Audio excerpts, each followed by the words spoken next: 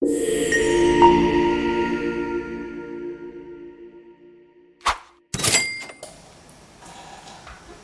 about buying a property through a trust. It's a popular strategy for investors, but it comes with a few important catches. So we just need to know what some of those pros and cons are.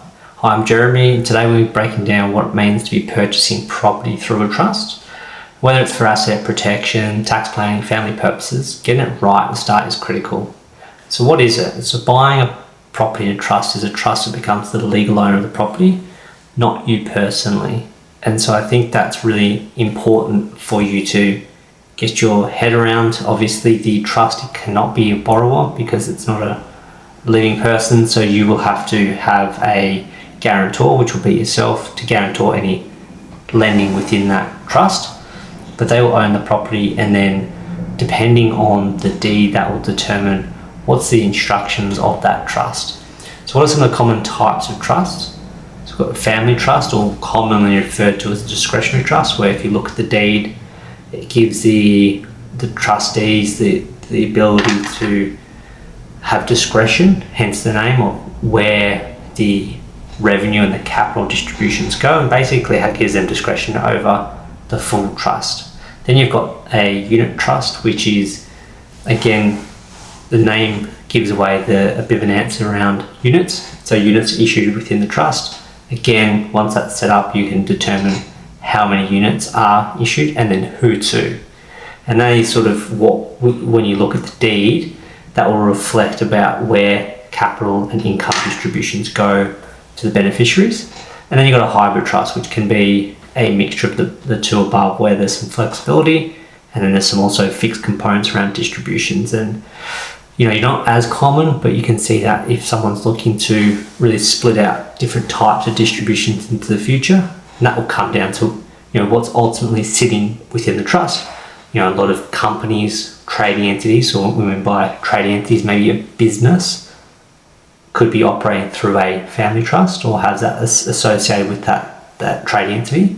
But then you may have again, family trusts or unit trusts where they've got, purely from a passive income point of view, they're just holding assets, they're holding investments, where from there the deed will determine where that income goes and have a determination around who receives what. So how does it work? So firstly, we would establish the trust with a trustee. Typically you do that with your accountant and your lawyer. It's a legal document. It's something that needs to be thought through around who's going to be the trustee. That's going to be a really important determination as well. And then once that's established, the individual of the company trustee will sign the purchase contract. The next step is, once you've located the property, we've signed onto the contract, we'll need to get finance arranged. So you can typically go ahead and we can get a pre-approval in place before we found a property. And I think that's really important because you want to understand what is the borrowing capacity for the trust. Obviously, that will really ultimately come down to the borrowing capacity of the guarantors. And typically, if it's a mum, dad being the individual trustees, or the trustee of the company, if they're the directors of the corporate trustee, that will ultimately flow down to what's their serviceability capability. And that is, again, wrapping in their income and expenses, outgoings, their own personal liabilities, to work out what's their capacity to guarantee the loan within this trust. And on top of that, what is the proposed rental income for the property we're trying to buy in the trust. And we can wrap all that in as part of our serviceability. And then once we have had that pre-approval and found the property, we'll then spend that time to then go ahead and arrange formal approval. And that's taking the pre-approval and then getting evaluation, going through the due diligence on the property, and then getting formal approval from the bank to proceed through to settlement. So there's a few things to note around financing. Number one, not all banks will offer it, because some of the more, the more simpler banks or risk-off banks just will not touch that. They'll only lend to individuals. So it will restrict our lending pool. And then from that, we just need to sort of consider some of the other things. So not all banks will offer an offset account for lending within a trust. Some do. Some will charge high interest rates, but some will just still do the regular discounting per the package, as if you're taking this out as a individual borrower, not as a trust, whereas some will charge a premium interest rate.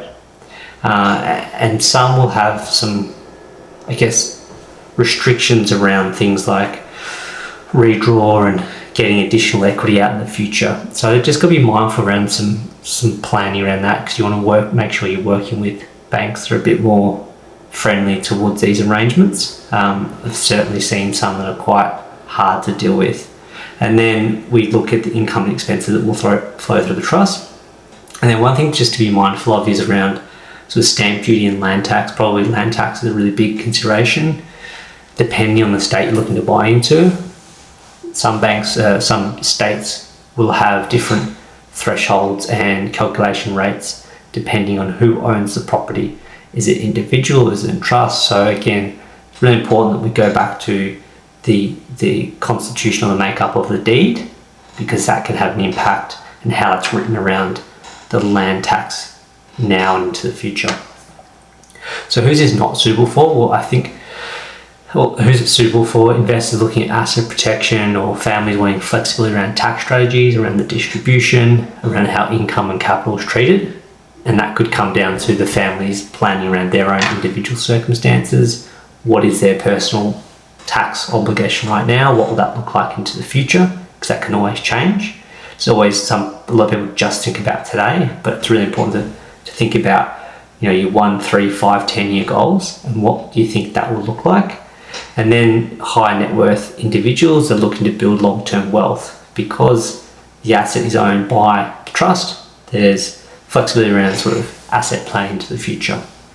Who's it not suitable for? So, first-home buyers looking to take up government grants, borrowers looking to maximise their borrowing capacity. You do lose some borrowing capacity when you buy into a trust, just by virtue of how they treat the tax deductibility, the interest deductibility on the proposed borrowings versus being your personal name. So you generally lose a little bit of borrowing capacity there. And then those that are uncomfortable with additional compliance work, and this kind of would be similar to like a self-managed super fund. Some people just are not interested. And if that's you, then you really have to think about the benefits of this structure versus just buying that next property in your personal names as investors. So buying property in trust can be powerful. It's definitely not a one-size-fits-all strategy. So I would be recommending you have a really good chat with your accountant and your lawyer to understand how you can structure this and what are your options. But then once you're ready to work out your borrowing capacity, come chat to me, Jeremy. Happy to map this out with you. Thanks for watching. Smart ownership structures can save headaches down the track. I'm Jeremy, and I'll see you on the next video. Thank you.